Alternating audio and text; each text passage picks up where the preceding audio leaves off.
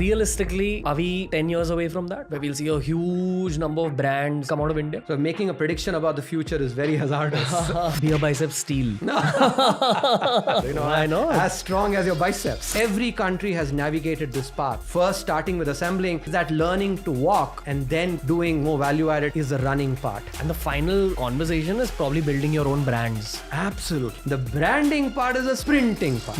Google or Apple or any of these companies, their market value compared to the book value on the balance sheet is much higher. There's a part of me that's tempted to stop podcasting and get into manufacturing of some sort. The least I can do if I don't get into manufacturing myself is have people from the audience actually get into it and then do what I dreamt of doing. I'm going to be stuck here doing podcasts all my life. No, I'm kidding. Pardon my language, but what the fuck has gone wrong with Pakistan? like economically speaking. I would put it this way. When you have power without responsibility, that is a recipe for bad governance. The Modi government's focus is on infrastructure and it's probably going to be on infrastructure until it's completely set. We can't put the blame for this on the entrepreneurs. It is about policy. It's not something that actually will happen overnight. KV Subramanian is one of the most respected Indian economists. He served as the 17th Chief Economic Advisor to PM Narendra Modi. This was during the phase of the lockdown. On this episode, he's shared his stories, his economic predictions, as well as his worldview after serving the country for all these years. This is KV Subramanian on TRS.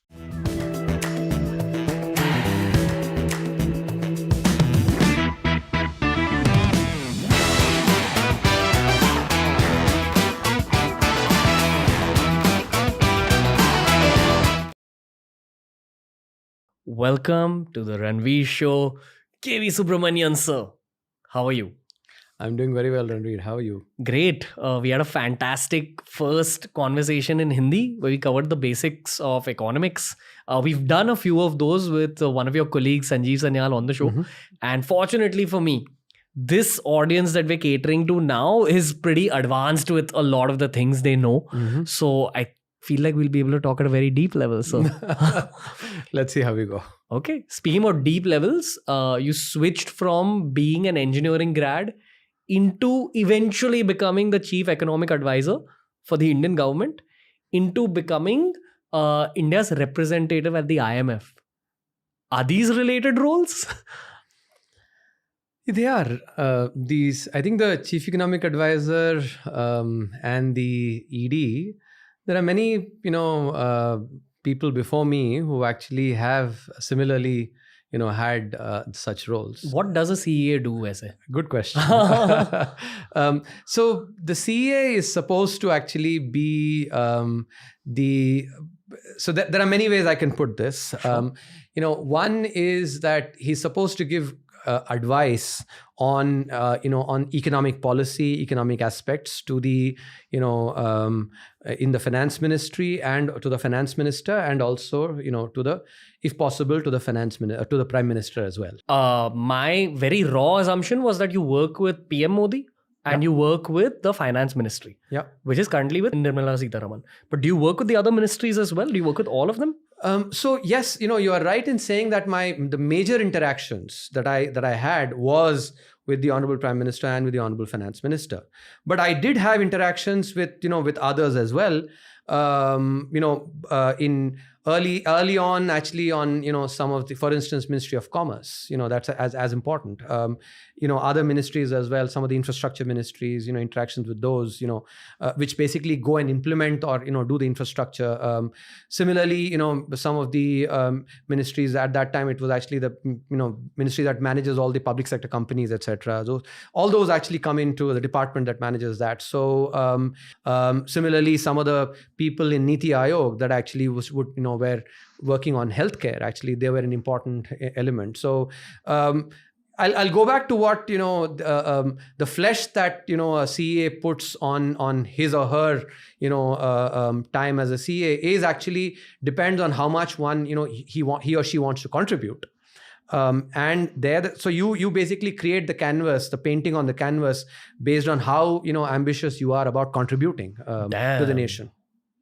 and knowing fully well that some of your suggestions will get rejected. Yes, I think that's something which is, so that is par for the course, which is, if I, let's say, took 5 ideas, to the Honorable Prime Minister, some of those ideas actually may not, for instance, may not have, sort of fructified as well. Maybe there's some more work required. I've seen, for instance, some ideas that I might have taken to him, which have been implemented later as well, after I've sort of relinquished office too. And some ideas may actually, maybe the time is not right, or maybe, it's not working at this point in time.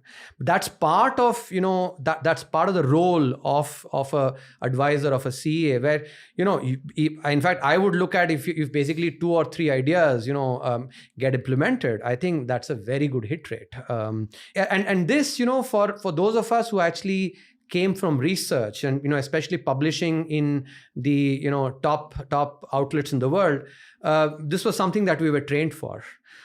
Because if you take, for instance, if you have to, as a finance scholar or an economic scholar, if I have to actually send papers, in the top journals, the acceptance rates in these journals actually is, 5-6%. Okay. And so, working on an idea and seeing that idea getting sort of not level of acceptance that you would ideally like is something that is par for the course for a researcher. In fact, I oftentimes tell those who want to do a PhD students, I would tell them that if you take, let's say, the 5-6 years of doing a PhD, and then there's what is concept of getting tenured, which means you have a permanent job, once you have tenure, which takes anywhere between 7 to 8 years. So together, basically about 12 years, starting from your PhD program. If you multiply it with the number of days, it's about 5,000 days approximately, 12 times, So if in 5,000 days, if you have 5 good days, what are these 5 good days? These are the days when the editor of a top journal sends you an email saying your paper has been accepted. Your career is made. So 5 out of 5,000 is 0.1%, which means 99.9% of the times you are either actually working towards success or you are failing. And that is something which you get well trained for. If you basically work on 5 ideas and 3 of them make it to top journals, that's a very good hit rate. We got to move to a spicier part of the episode, sir. We've spoken about the current Indian economy in a bunch of episodes, even in the last Hindi episode that we just did.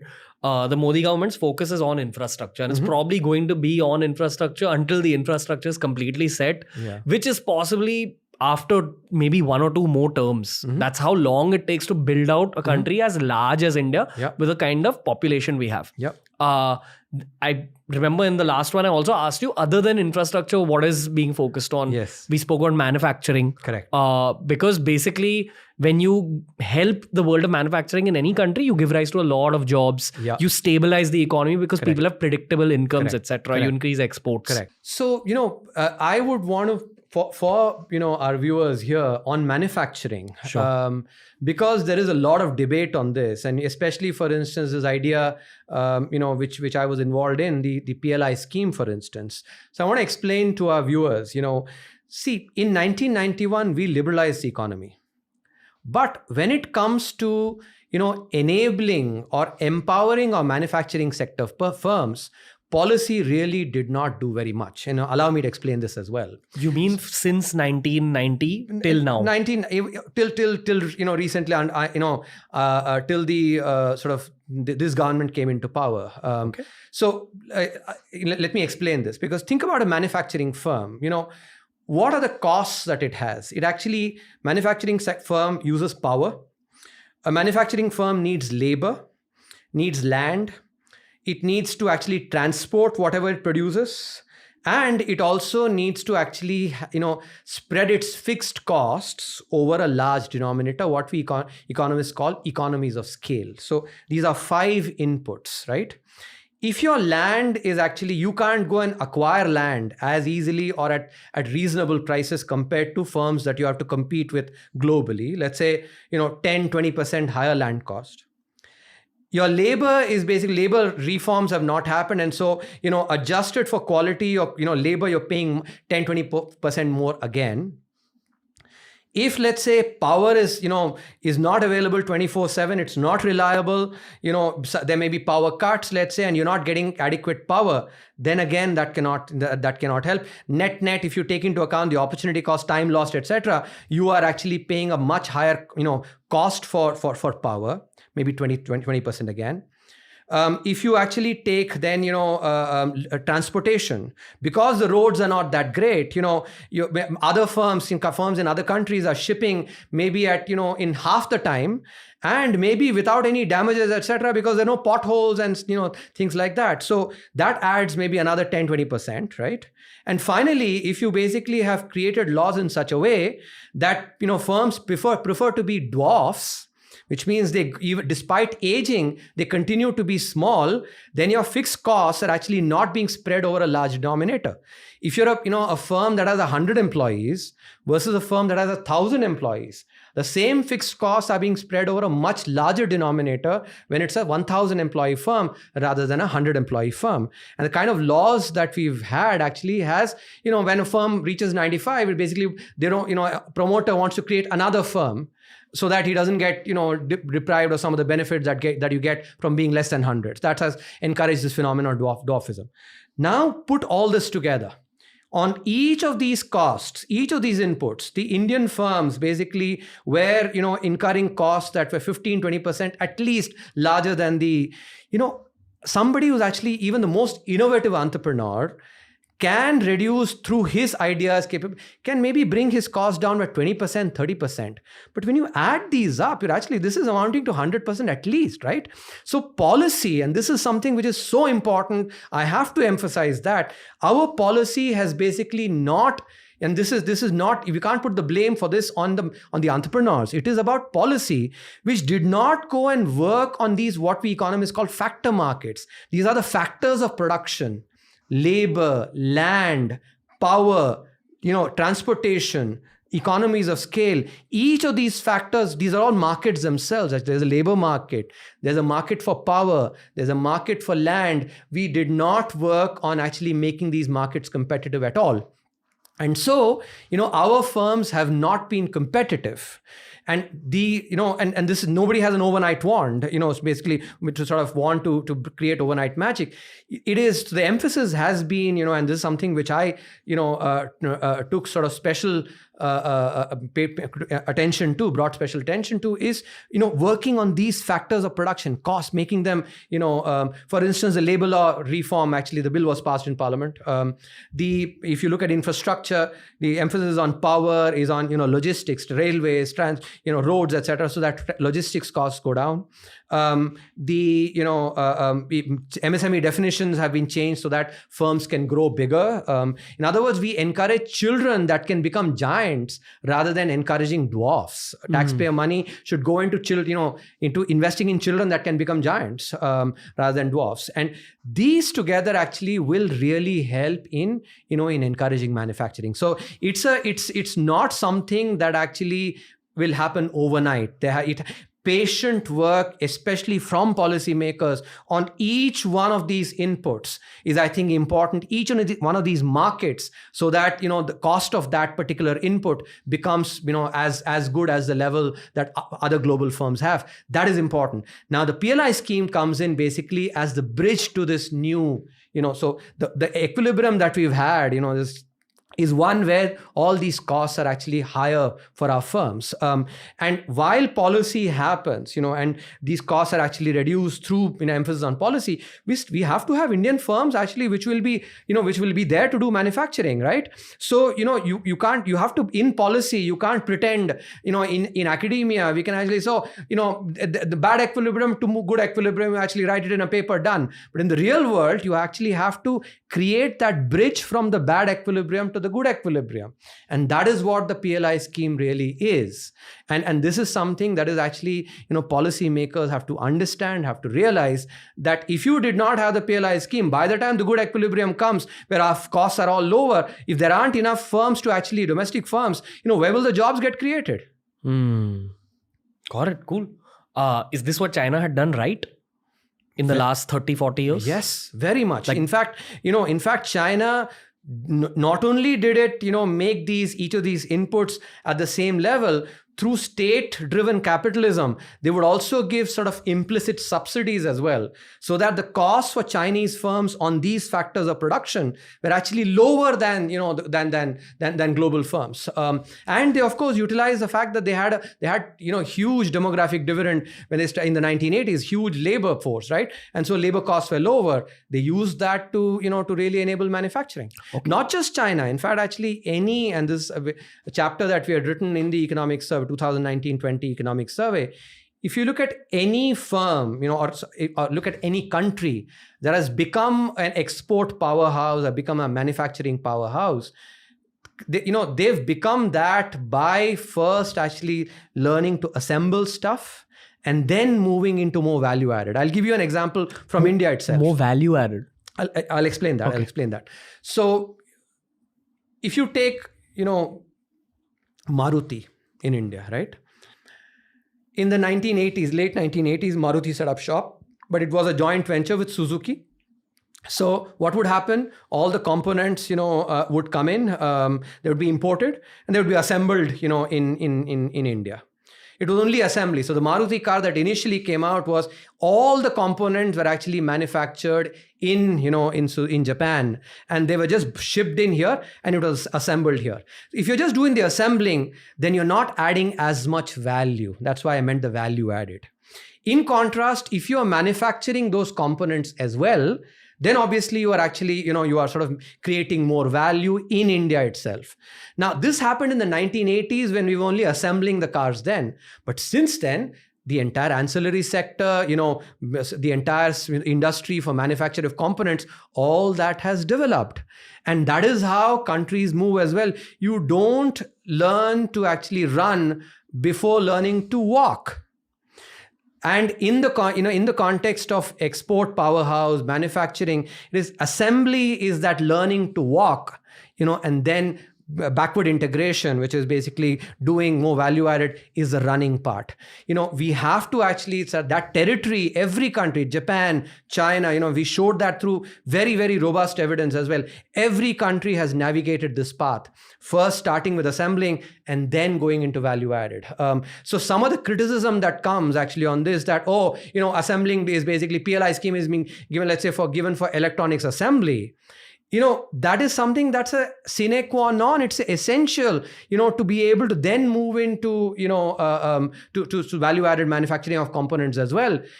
It's not as if you have a magic wand and say, today we will manufacturing, electronics end to end. That capability for that doesn't get built unless you've learned how to do the assembly. These are all things that are actually part of practical policy making. And the final rung in that value add conversation is probably building your own brands. Absolutely. Oh, I'm so glad you said it. I think that's a very, very important part, because brands actually, when you look at that's where the maximum value comes from. Like Germany's done it very well. Yes, intellectual property, right? Gives you, you get the rewards from intellectual property. If you look at, for instance, and there's something as a finance scholar I look at. If you look at, let's say, what is called the market to book ratio of a company, right? If you look at take a company like, let's say, Google or Apple or any of these companies, right? Their physical assets are not that many. Their market value compared to the book value on the balance sheet is much higher. Where is that coming from? That is coming from the brand that they've built. And that is the last step. You absolutely got it right. That having first learned to run, having first learned to walk, then learn to run. The branding part is a sprinting part, where you can sprint and start winning the sprint races as well. Realistically, are we 10 years away from that? Where we'll see a huge number of brands, international brands, come out of India and then actually help the Indian GDP? So, generally, so making a prediction about the future is very hazardous. But, with that caveat, I would say 10 years is a very reasonable frame. If you're able to, if 10 years later, Indian brands are known in the advanced economies, then I'd be very glad. For instance, today here, in India, everybody knows, Samsung, everybody knows, let's say, Hitachi, it's a company like, if similarly, let's say, maybe an Indian brand is known in, I'm not taking examples just so that, people don't perceive me to be biased to one or the other. Just any brand, any Indian brand, actually, as long as it is an Indian brand that actually can go and become big in the world, great for India. Beer bicep steel. Why not? Beer steel. Yeah. Why not? Or bicep steel. Why not? As strong as your biceps. Why not? See, I'll be So I'll very... give you a tagline for the ad as well when you create, bicep steel as strong as Ranveer's biceps. Steel, that is that. I'm always in for the beer biceps validation. That's all I'll say. But I'll be very raw here with you, sir. Breaking away from this economics conversation, I've had so many government officials on the show, people who are associated with the government, politicians. Everyone points Indian youth towards this manufacturing domain because I'm understanding that it directly helps you guys in terms of your goals. Yeah. And the government's goal is to make India prosperous. Correct. So if an Indian person wants to help make the country more prosperous, probably manufacturing is one of a very nice opportunity to kind of grow. Yes. Yes. And in particular, to actually create jobs for our youth. Yeah. It is incredibly important. It's a self-actualizing job to have as a manufacturing-based entrepreneur because you're helping your country, you're helping yourself, you're doing good in the world. Correct. I'm so tempted. I'm not saying this as a joke, but there's a part of me that's tempted to stop podcasting and get into manufacturing of some sort because of just how much I know about this. Yeah. The least I can do if I don't get into manufacturing myself is have people from the audience actually get into it and then do what I dreamt of doing, but I'm going to be stuck here doing podcasts all my life. No, I'm kidding. I love this. But let me add one aspect to this, Ranveer. Sure. There was this famous Nobel laureate called Milton Friedman, who came up with, and I'm just trying to explain manufacturing using. Sure. So he has this hypothesis that is called the permanent income hypothesis. This is jargon for actually what is something which is a very simple idea, which is that, our consumption, any individual's consumption or a household's consumption is dependent on what we expect our level of permanent income to be. An example of this is, suppose you get a promotion, right? When you get a promotion, you expect now your permanent income to be higher than what it was before the promotion. And so you may go and buy a bigger car, or you may actually buy a bigger house. Maybe it's not a bigger house, maybe actually from Warsaw, maybe you might go to, South Mumbai, for instance, right? And that's just increasing consumption. So consumption at the level of an individual household or an individual depends on what they think their permanent income is going to be in future. Now, here's where the role of manufacturing comes in, because when you have a job in the organized sector, right, unless you goof up really badly, right, you're going to have that job for maybe the next 20, 25, 30 years. And, a steady stream of income is going to come every month. Then you don't have uncertainty about, what are you going to earn next month? And that then enables you to plan your consumption and increases consumption. That's what Milton Friedman, said. And when you take that and apply it to the, to the context of manufacturing, when manufacturing basically really picks up, and it started picking up already, and but we have to do more on this, the jobs will get created in large numbers. People who have jobs, because in jobs in the organized sector, in organized manufacturing, they'll know they actually have a certain permanent income. Using that, they'll actually go and spend more money. Demand will go up in the economy. Anticipating that such demand increases, firms will invest more. You could do your, bicep steel, for instance, and others. And that's how the virtuous cycle, which really drives economic growth, moves fast. So if manufacturing takes off as a sector, it's a catalyst for general economic growth. So let me, we are sort of misquoted here. I don't think we should say if, it's already started moving. When it really sort of, we sort of finished the entire stage of, all the stuff that has to be done on manufacturing, then, lots of jobs would get created and all the stuff that I'm talking about will fructify. Okay. You want to do a short question and answer round on? Yeah, sure. pardon my language, but what the has gone wrong with Pakistan? Like, what's up? Like, economically speaking, everyone knows the geopolitical angles, the military controls everything in that country. The wrong guys are making the decisions at the top, and that's what's led to this over many years. I would say it's governance. Okay. Wrong policy again? Wrong policy that stems from governance. Eventually, see, good policy is actually an outcome of good governance. Similarly, then, bad policy is a outcome of bad governance. Which is an outcome of what? The wrong people being in power. So I would put it this way: when you have power without responsibility, that is a recipe for bad governance. When you're in a position of power for individualistic. No, I'm just saying actually you have power, but you don't have as much responsibility. For instance, and this is, by the way, I'm not an expert on Pakistan. I'm just basically, I've researched governance and especially corporate governance, and based on that, I'm speaking here. That if let's say you have the power to make a lot of decisions, but you're not held accountable for the outcomes that come from those decisions, then you have power, but you don't have responsibility. And, and that is a recipe for disaster. So because the military controls everything there, if there are wrong decisions, there's not really outcomes. No, they end up making the decisions, but they're not held accountable for the outcomes that come out of it. Okay. And they'll probably never be held accountable. Maybe not. I think some of the events that were happening in the last 1 year, at least there was an attempt to try and make them more accountable. But I think that died a very quick death. Okay. The obvious engineering logic here is, if you can see that shit is going to hit the roof, why don't you prevent it a little earlier? It's because of self-interest. Okay.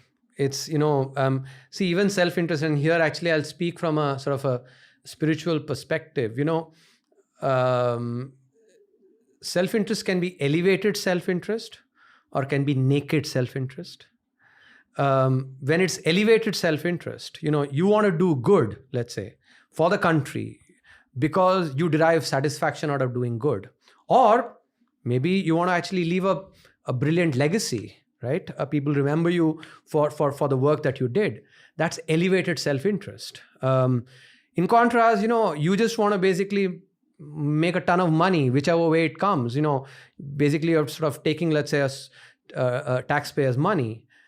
That's naked self-interest. Elevated self-interest, I think, is leads to good governance and thereby to good policy. Naked self-interest, where you basically just I, me, myself, kind of, two hoods with everybody else. I'll just basically self-aggrandize. I think that leads to bad governance and then eventually to bad policy as well. Effectively, this would mean that if our manufacturing is on point, if we are functioning fantastic as a bit of a bazaar for the Gulf and the West, that's what will really enable even more sixers over the next 25 hours. Yeah, that's the variable. Yes. You want to give some context on exactly what's happened?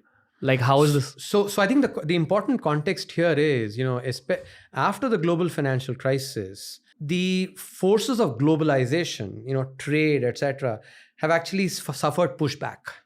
With, even for instance, the US saying America first, and this has happened in other countries as well, right? So some of the forces that, enabled globalization, up until the global financial crisis, it was actually on an upward momentum, but then has since then, sort of has started declining.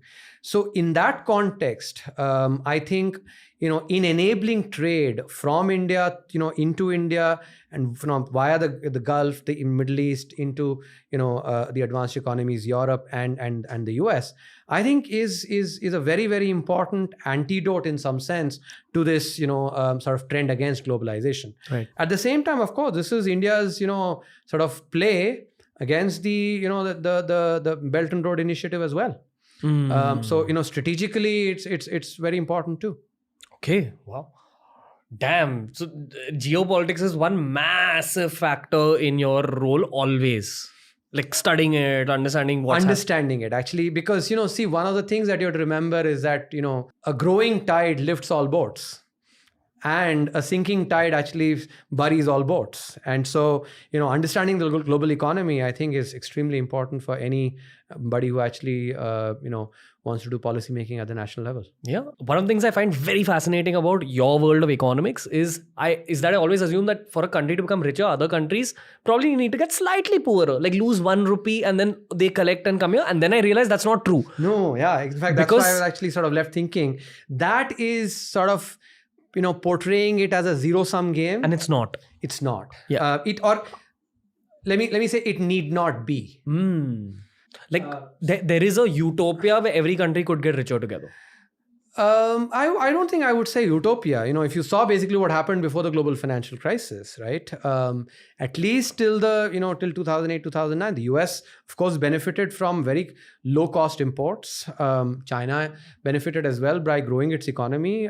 It was win-win, at least to some sections of society. Yes, in the US and in the advanced economies, some of the less skilled people, some of the people who basically worked in manufacturing sector jobs, etc., they lost jobs because manufacturing got shipped out of the US into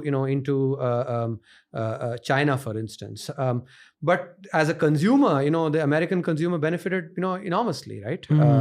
So in that way, it was a win-win. So I'm saying it has been a win-win.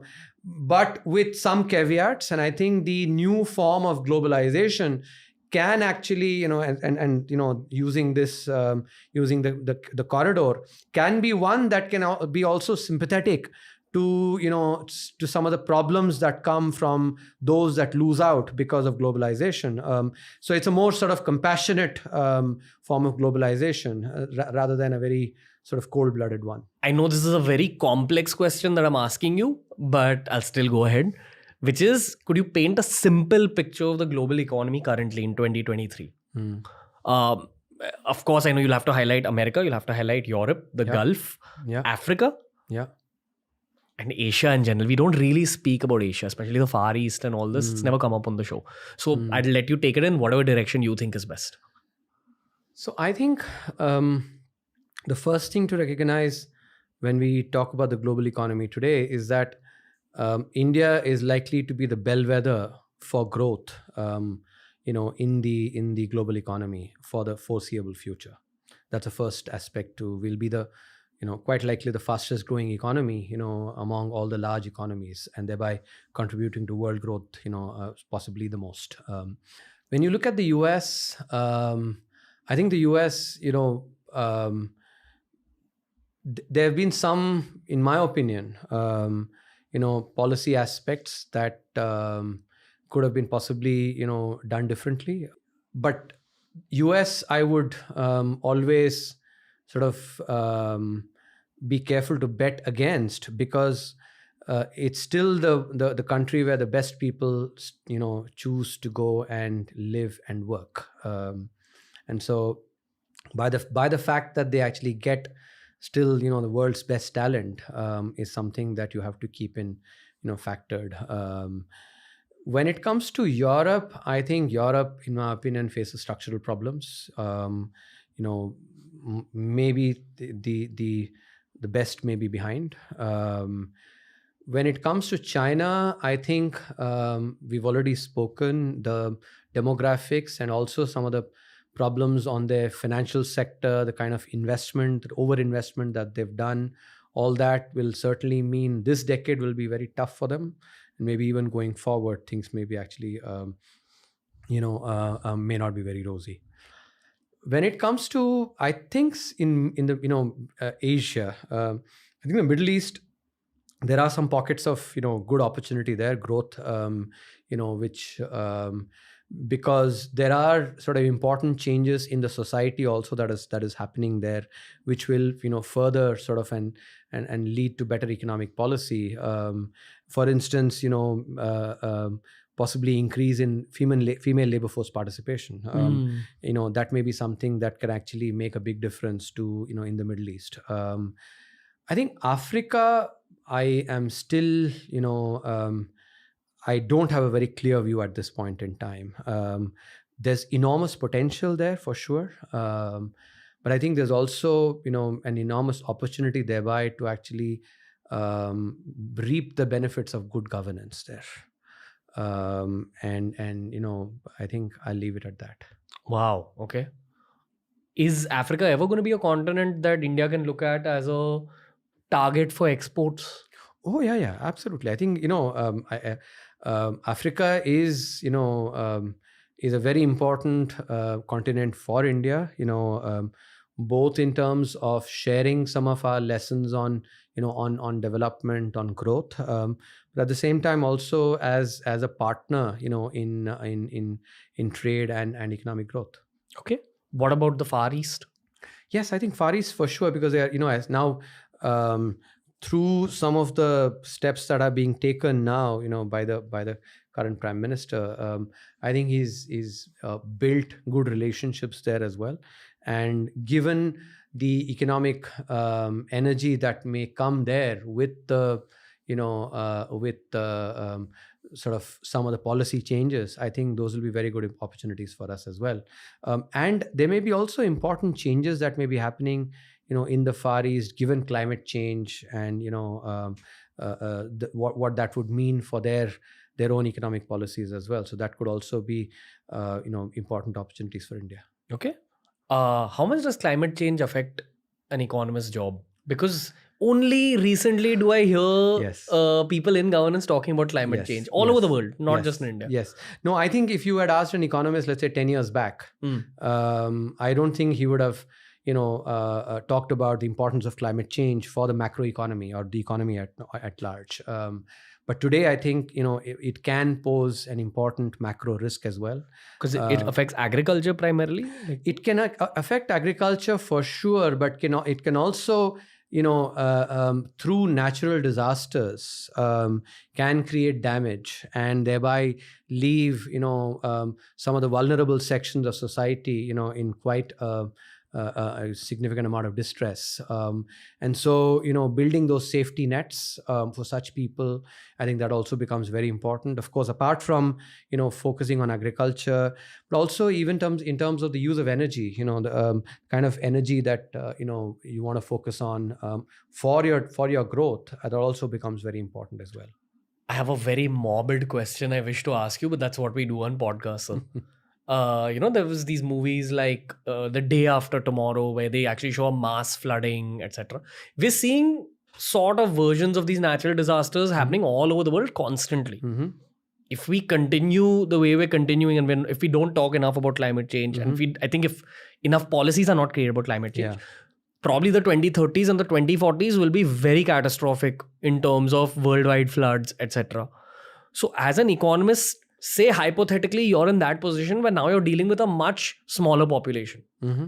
The morbidity of this question is that what if climate change causes a huge amount of death? Because that's how nature works. Yeah.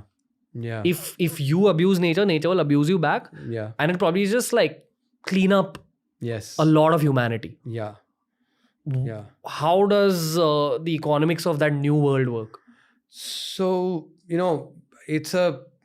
I would put that down as a sort of collection of unknown unknowns. And therefore, whatever I say here will be, sort of speculative. If somebody goes and checks when that event happens 10 years later, I may be wrong.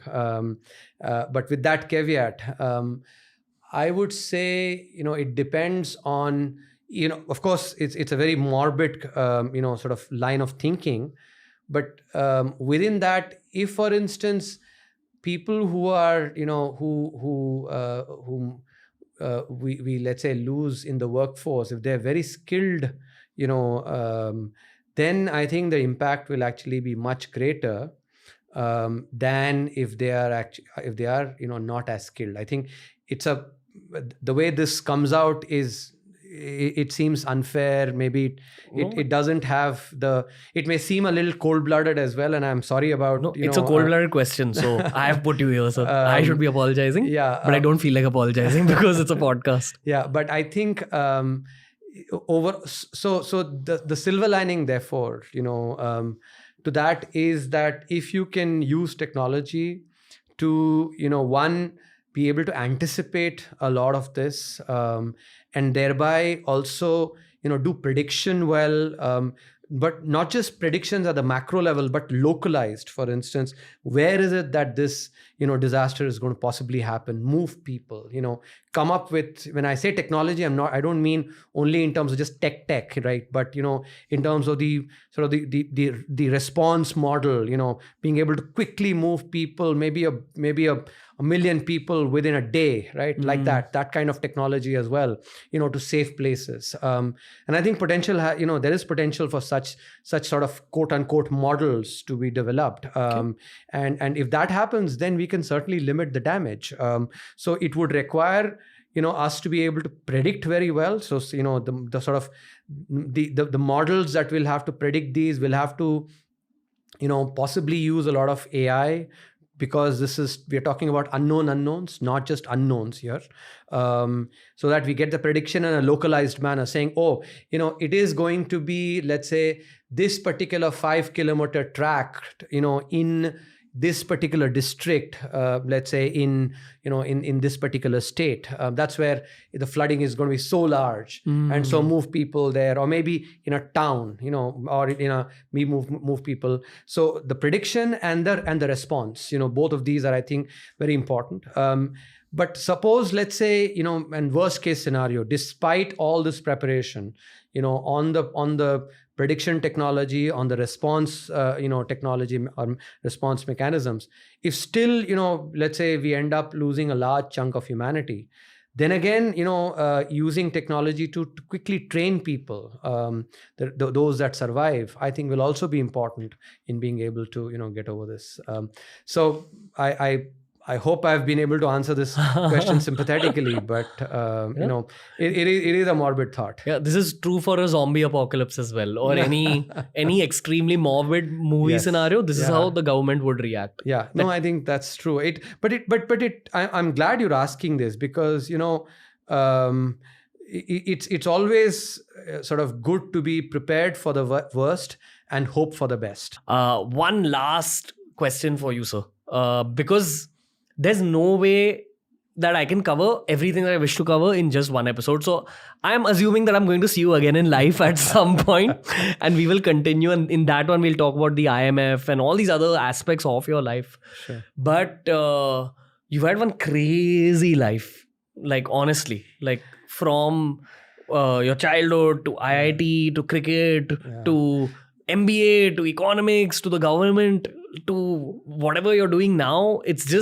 It's too many things. One lesson from all of this. I think just be true to yourself. That's the work hard, don't put on a pretense. I think those are the lessons that if there's one thing that I would give, myself some credit for, it is that I've always had good intent, which means that good intent has been, even since the time when I was actually, before I went to, university as well, I was very clear I didn't want to live a life of I, me, myself.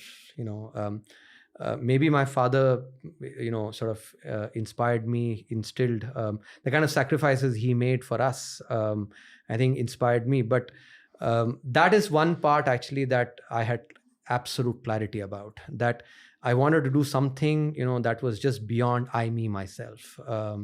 And I think this is something which, I'm sure you will relate to. And anybody who's had some kind of a journey on the spiritual path, will also relate to that. We all have, a small mind and a big mind.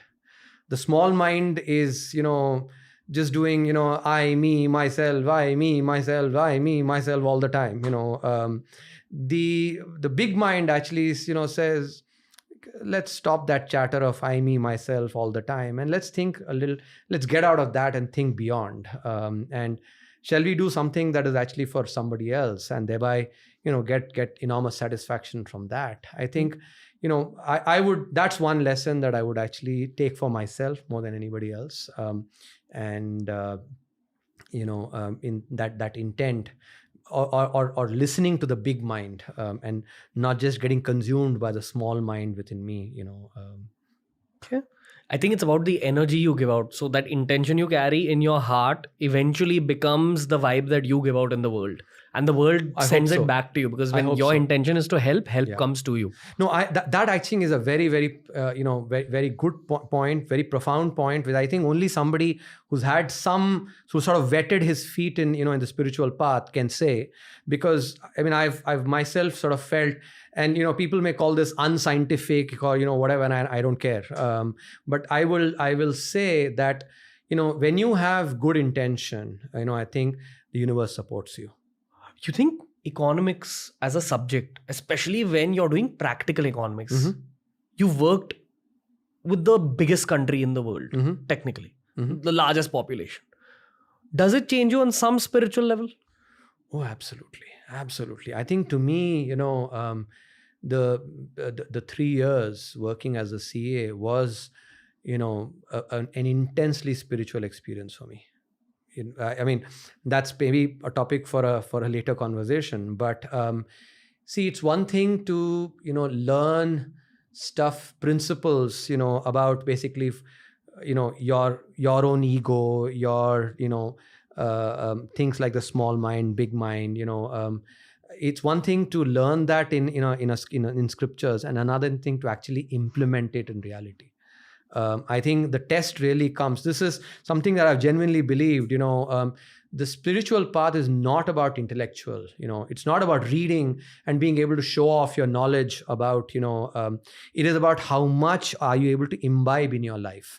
That is the true test of spiritual life. And I think for me, I look back at these, the 3 years as, for me, it was an intensely spiritual experience, a very uplifting experience as well. Because every thought and decision is going to affect a huge mass of people. Yes. You're dealing with so many souls all at once through that Yeah. one sentence on your paper. Correct. Actually, through that, but also that I think thinking like that can actually make you, sort of maybe paralyzed. Saying, oh, what I'm thinking is, can affect so many people, etc. That is, I would capture that as sort of the most important shloka in the Bhagavad Gita, shloka 47 in chapter 2, karmanyavadhikarasya ma phaleshu kadachana ma karma phale heturubhuhu mate sangosto karmani. That, I think, teaches you that even though you have that goal of basically wanting to do good for it, you have to take your mind out of that outcome and just focus on the effort. I think to me that was an exemplification of. So I'll share. I used to do this when I used to take exams, for instance. I went in, the mindset with which I would go into an examination was that those 3 hours or the 2 hours, 3 hours that I'm writing that examination, my duty is only to answer the questions. Not think about, what is the outcome of the exam, how am I doing in the exam, how is everybody else doing in the exam. That is all on the outcome. My dharma, in the next 3 hours is only to answer the question, not judge it, and that is what I would keep my focus intensely on just answering the questions. To me, that was the exemplification of this particular shloka, on just focus on the effort, and the outcome, takes care of itself. I think whatever learnings I had, through through my life, all that was sort of came to a crescendo in some sense, during the 3-year tenure, and it's something that I'll look back, with a lot of satisfaction. Yeah. They say that the 2 most important days in a man's life is the day he's born and the day he finds out why.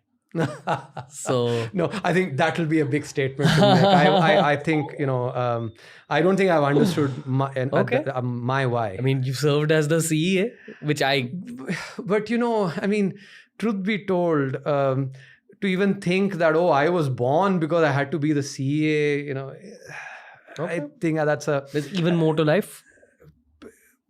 Not as much from the perspective of more to life, but I think that kind of thinking will build a lot of ahankar, I mean, it's so let me put it this way. being an instrument for something, good to have happened is something that I feel take a lot of satisfaction from. I really, but that's it. I think not and this is the other thing that Krishna teaches as well. Is basically that don't take yourself to be the doer. Fair. Let's leave it at that. KV sir, Thank you. honor, pleasure, extremely stimulating speaking with you. Thank you for being on the show and giving us so much of your time. I know you have a lot of things to do, but you still took out the time, gave us 2 incredible episodes. I hope life makes us cross paths again. Sure. And I hope you had fun. I hope I did justice to this introductory conversation with you. I think I enjoyed it very much. It was a very free flowing conversation, and that's something which I think. I mean, I hope I don't know what others would think, but I think it was an honest conversation. Yeah, no, 100%. I think it comes through after like 4 hours of being on the internet. People can pick up on the raw form of the human being, and I think that's the point of podcasts. So thank you for being a great guest, sir. Sure. Meant a lot to me and the full team. We'll see you soon. My pleasure. Thank you, sir. That was the episode with KV Subramanian. So I was going to return on the show. Please tell me what you thought of this particular episode. Tell me what you'd like for me to ask him the next time around. Tell me what else you'd like to hear from these economics-based conversations. I'm okay to deep dive into this subject. I'm just not too sure about what audiences truly expect out of this subject. So help me out in the comment section. TRS is going to be back soon. We're always improving with your feedback. So keep supporting, keep consuming this podcast.